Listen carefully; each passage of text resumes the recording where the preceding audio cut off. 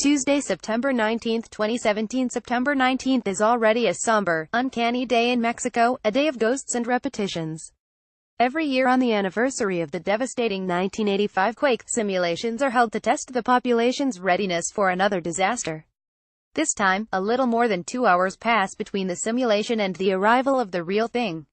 Where I am, in Polanco, a calm, orderly earthquake drill takes place at 1100 a.m. All alarms and systems and checklists function as they are supposed to. Then, at 1:14 p.m., the whole room tilts. It feels as if I am suddenly seasick, and a few seconds later the earthquake alarm begins to sound, a man's voice repeating the words alerta sísmica, alerta sísmica. I leave the building, heading down the street toward the assembly point, just about keeping my balance as the ground rolls now to the left, now to the right, under my feet. A small crowd of people from the surrounding buildings gathers at the center of a crossroads, away from apartment blocks and power lines, to be accounted for. Everyone exudes stunned disbelief, as if the eeriness of the coincidence made it hard to credit that this had happened. Today, of all days, again, in this place the coincidence is all the more astonishing because just 12 days before, Mexico had suffered an earthquake that flattened tens of thousands of homes in Chiapas and Oaxaca, two of the country's poorest states. Probability, it turns out, is no defense against disaster, and not only does the occurrence of one tragedy not protect you from the next, it doesn't even buy you much time. I walk back toward the apartment I'm staying in Colonia Roma. For that I have to pass through Condesa, which turns out to have been among the areas most affected.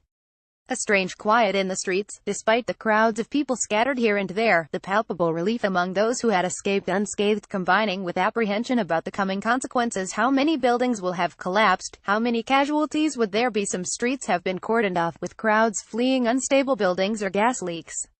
There are clusters of people standing on the sidewalks, but others are already moving around purposefully. I see small groups of men and women in hard hats, high-vis jackets, gloves, and face masks hurrying around different parts of the Avenida Amsterdam and the Park Mayaca. Barely an hour has elapsed since the quake, and already there is an army of brigadistas, volunteer rescue workers, starting to clear rubble and organize emergency shelters and supplies. In the Park Mayaca, I join a human chain ferrying food, water, and medicine to the center of the park, water in containers of all sizes, rolls of toilet paper, biscuits, sliced bread, and then sit with the rest of the crowd, trying to get news on what has just happened. The scale of the damage is starting to become apparent, and a few car radios are on loud enough to hear scraps of information as they emerge: addresses of fallen buildings, the magnitude of the quake, the epicenter. But cell phones mostly still don't work, and it is almost impossible to contact anyone who isn't right in front of you. Darkness falls, and the neighborhood is without electricity or water supply. Though it looks undamaged, it isn't yet clear if the building I'm staying in is structurally sound. 2 blocks away on San Luis Potosi, an apartment block has collapsed, and a crowd has formed around it: residents, families, volunteers. The only places that have power are a couple of banks, and the vestibules for their ATMs are crowded with people charging their phones. Through the gloom, figures wearing hard hats and face masks and carrying shovels, picks, and crowbars emerge, asking for directions to one or the other scene of ongoing rescue work. Cars and motorbikes pull over, offering rides to anywhere volunteers need to go. Further up, insurgents' traffic has thickened to a standstill, much of it cars carrying more volunteers or supplies, their back windows or sides bearing cardboard signs saying "Traigo ayuda," I'm bringing help. After hours of trying to find me, my cousin finally manages to make contact. I can now get phone signal for a few seconds at a time, and offers to come and pick me up. I'm fortunate in being able to take shelter with relatives, in my case to the southwest, a fair way up one of the sides of the bowl-shaped valley in which Mexico City sits. Solid ground, apparently unmoved by the quake. It's as if I've arrived in a parallel universe. Wednesday, September 20, 2017. I spend the whole of the day after the quake watching the news, which itself seems to be caught in a kind of post-traumatic loop, endlessly circling back to the same few places, the same lack of real information, the same hopes that people will be pulled from the rubble alive. The Televisa coverage is especially obsessed with a collapsed private school in the south of the city, named after an obscure Swiss-Mexican educator, Enrique Rudsamen, who has now, sadly, been granted another few years of public renown, and the possibility that a young girl will be rescued. The next day it turns out that the girl, known as Frida Sofia, never existed, and the person trapped under the rubble was more likely to have been a member of the school's administrative staff. It's impossible to ignore the elements of class disdain in the outburst of public anger that follows this discovery. The coverage is at times difficult to follow, hard to tell which part of the city we are seeing, hard to know whether the images are live or from hours earlier. But in the midst of the confusion, there are moments of awful clarity and concentration. The eerie pauses when the rescue workers demand silence, to listen for survivors beneath the rubble. Everyone stops what they are doing and becomes totally still. Even the studio anchors stop talking. The sign used to convey this is a fist raised in the air, the gesture spreading from one person to another and then another like a salute, as dozens and dozens at each rescue site freeze to leave room for a voice, a hope, a life. Thursday, September 21, 2017. Even though the September 7th quake in southern Mexico was one of the strongest on historical record, here in Mexico City talk veers constantly back to 1985. Media commentators and newspapers compare the scale of the damage. My aunt recounts her experience from 30 years ago instead of talking about what has just happened, as if the quake has shunted her short-term memory onto another track. Those who weren't born yet in 1985 nonetheless grew up in its shadow. All the earthquake safety measures Mexico now has, all the sensors and simulations and meeting points marked on pavements, were a response to that disaster. More than a point of comparison, though, 1985 was a formative moment in Mexico's modern political history. The official response to that earthquake had been so colossally inept, so inadequate to the task of saving lives, let alone reconstructing the country, that the governing pre-legitimacy was, in the eyes of many, irrevocably damaged. A huge popular mobilization emerged to fill the vacuum left by the state, thousands upon thousands of volunteers taking on the work of rescuing people from the rubble and providing food and lodging for survivors. 3 years later, in 1988, the PRI retained the presidency only thanks to blatant election rigging, against a candidate backed by many of the civic associations that had formed in the aftermath of the quake. These organizational legacies of 1985 resurfaced with astonishing speed in 2017. Many of the volunteer groups that sprang into action after the quake are directly descended from those set up 3 decades ago. The outpouring of public solidarity after Tuesday's quake was also an echo of 1985, the massive mobilization then setting a standard for mutual support now. All natural disasters are eminently political events. What would the consequences of this one be today? Mexico again has a PRI president, Enrique Peña Nieto. 5 years into his 6-year term, his legitimacy is already humiliatingly reduced. He has, among many other failings, proved completely unable to staunch the flow of casualties from the war on drugs launched by his predecessor, Felipe Calderón, and since 2014 has presided over a shameful cover-up of the events that led to the disappearance of the 43 students from Ayotzinapa. But for now, he is not the main target of popular anger. It's the entire political class. When Interior Minister Miguel Angel Osorio Chong put in an appearance last night at the scene of a collapsed building in Colonia Abrera, surrounded by security guards, he was booed and harried away by the crowd. The hostility is rooted in a suspicion of the state in any form, unsurprising in a country where state agencies have been either complicit in or responsible for many of the worst crimes of recent decades, from disappearances of leftists during the 1960s and 1970s to modern-day entanglements with drug lords. Public outrage isn't only directed at the ruling PRI, though. Harsh words are quickly directed at the other main parties, too. The PAN, the Catholic center-right party of Calderón and his predecessor Vicente Fox, the PRD, the center-left party that had the presidency stolen from it in 1988, and even Morena for the left formation led by Andrés Manuel López Obrador, who as the PRD's candidate had the presidency stolen from him by Calderón in 2006. The reason has to do with the state funding all the parties receive. The system is ostensibly designed to avoid corruption and corporate capture of the political system. In practice, it means torrents of Mexican taxpayers' money are being funneled to campaign funds, and from there to advertisers and the media. The day after the quake, demands start to circulate on social media for the parties to donate these funds to post-earthquake recovery efforts. The hashtag Partidos del Ciudadanero, parties, give your money goes viral. But there's a catch. The Mexican Constitution apparently forbids the parties from using the money they have received for non-party purposes. No one doubts that a way around this convenient clause can be found. The only question is what kind of excuses the parties offer, and how long they keep up the pretense. The public mood bodes ill for most of the main parties ahead of next year's presidential and parliamentary elections, already in deepening discredit. The PRI, PAN, and PRD, which between them hold most offices across the country at federal and state levels, will likely lose more ground to López Obrador's Morena. It's not yet a que se vayan todos moment, out with all of them, in the spirit of Argentina in 2001. But something mutinous is brewing. Friday, September 22, 2017. It's as if there are now two cities, interwoven with each other. One of them is still raw with grief and consumed with the desperate search for survivors. Buildings lie crumpled onto their foundations, streets are cordoned off, in many places the Army and Marines have moved in, shutting out volunteers, and families are living in the streets until their buildings have been checked by Protección Civil, the government agency responsible for post-earthquake safety. The situation in Condesa, Roma, and a few other neighborhoods dominates the TV news, but things are much worse in less wealthy parts of the capital, notably Xochimilco in the south, and in Morelos and Puebla, closer to the epicenter. But alongside the damaged city, sometimes literally next door to it, there is another one in which life is already returning to normal. Shops are open, public transport is functioning, people are returning to work. In fact, the overwhelming majority of the capital's buildings are unscathed, with not so much as a broken window. I walk through Narvarte, where for entire blocks one could be forgiven for thinking it was an ordinary lunchtime, only to then find a street cordoned off with yellow tape, trucks full of debris, a building with cracks running across its facade. Some of the shops that are open bear handwritten signs saying Centro de Acopio, collection points for aid and supplies, destined either for Mexico City itself, Morelos, Puebla, Chiapas, or Oaxaca. The items needed range from picks and shovels and hydraulic jacks to basic medicines, disposable gloves, and syringes. I'm probably not alone in feeling both tremendously lucky and confused, unable to make reality cohere. Again, it's as if we're stuck, like Schrödinger's cat, in a place where the earthquake both has and has not happened. But then, in a society as unequal as Mexico's, most of the divides the earthquake might seem to have opened up already existed.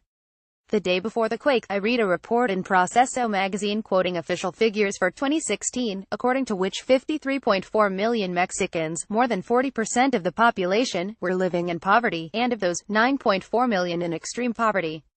Amongst the welter of dire news, whole towns all but flattened in Morelos, Puebla and Mexico State, with thousands rendered homeless. Reforma carries a story about a family in rural Morelos that responded to the earthquake by taking up what would seem to be a pre-Columbian tradition. The only thing that can calm the earth when it shakes, they tell the reporter, is to be touched by the hands of children. So this family lowered their children to the floor even as it rocked beneath them.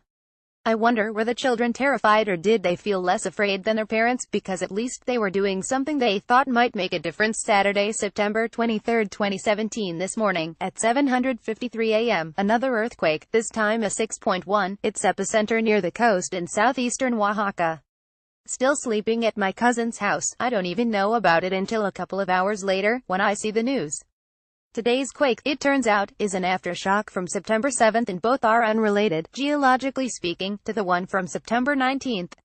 The Spanish word for aftershock is replica, literally reply, though the English false friend here, replica, suggests repetition. The word for simulation, meanwhile, Baudrillard would surely approve, is simulacro.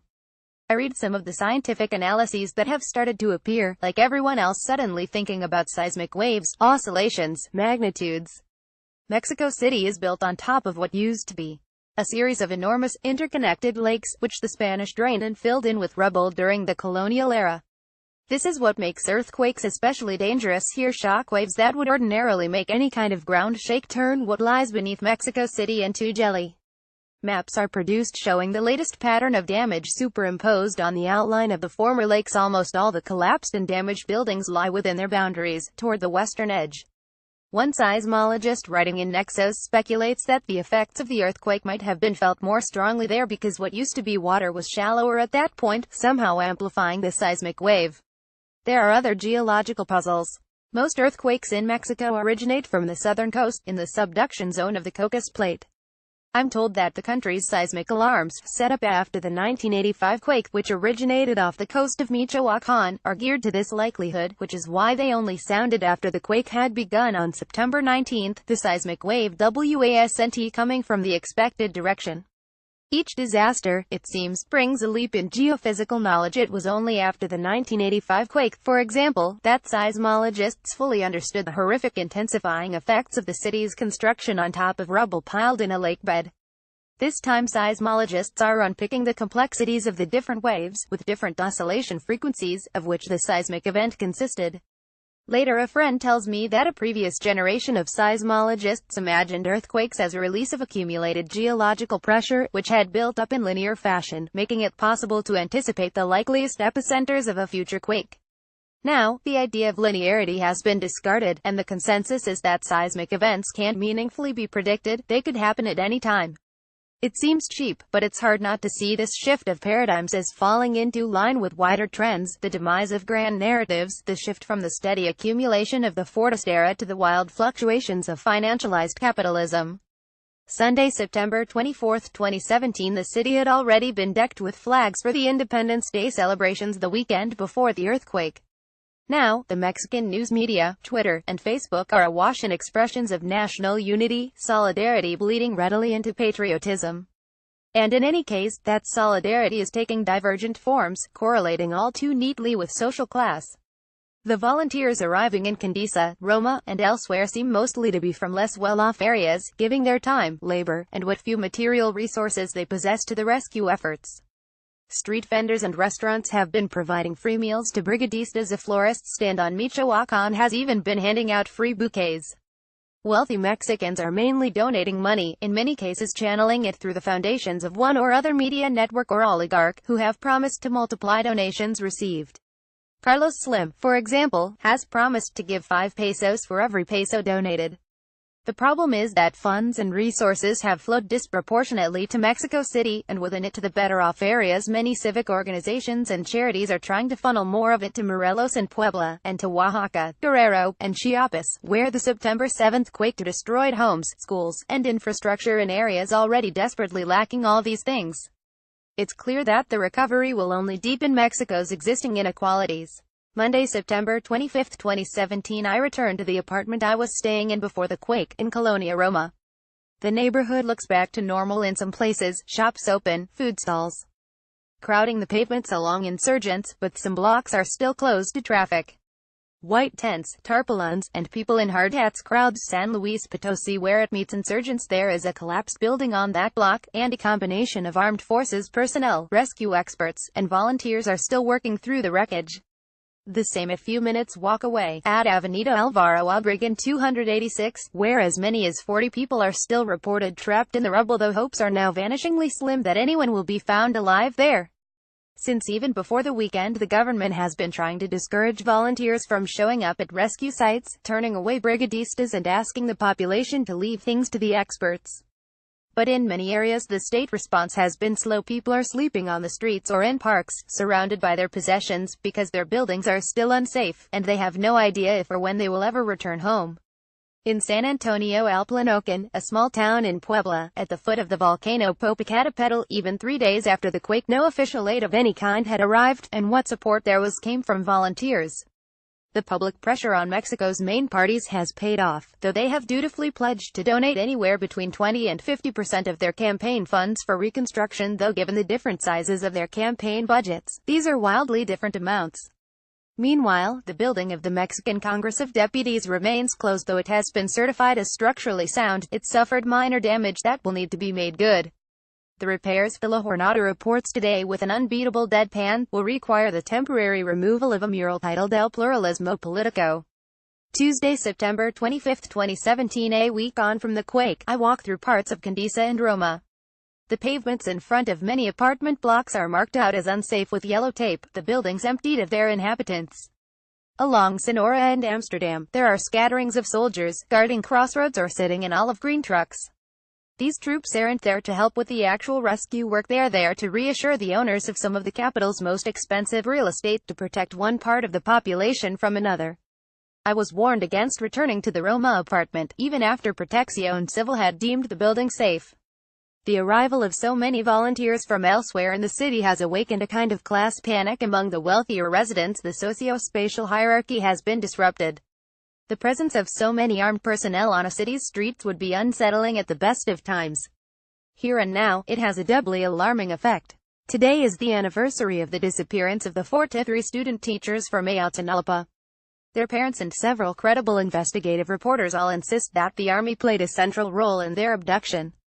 The government's refusal to allow army personnel to be questioned by an international panel of forensic experts was one of the keystones of the cover-up. Back in 2014, the slogan taken up by many protesters after the students disappeared, Fuel Estado, pointed to where they felt ultimate responsibility lay. The students have still not been found, but the number of other bodies that have been dug out of Mexico's soil since then is simply staggering. This year alone, in March, an extensive burial ground was discovered just outside Veracruz, which turned out to contain 274 bodies. In June, 14 bodies were found in a mass grave in Baja California. In August, another 14 were discovered in the state of Zacatecas. Other such mass graves litter the countryside. September 19th and September 7th before it brought tremendous damage and trauma from which it will take some time to recover. But there is another emergency rocking the country, now more than a decade old: the government's supposed war on drugs, the duration and death toll of which exceed those of the Iraq War. Its individual tremors are perhaps too small to register on the national scene, one death, a handful of disappearances at a time, but it is relentless in the devastation it has caused, and its aftershocks will keep coming, and coming, and coming. Any proceeds from this article will be donated to the Mexican Red Cross. If you like this article, please subscribe to N1.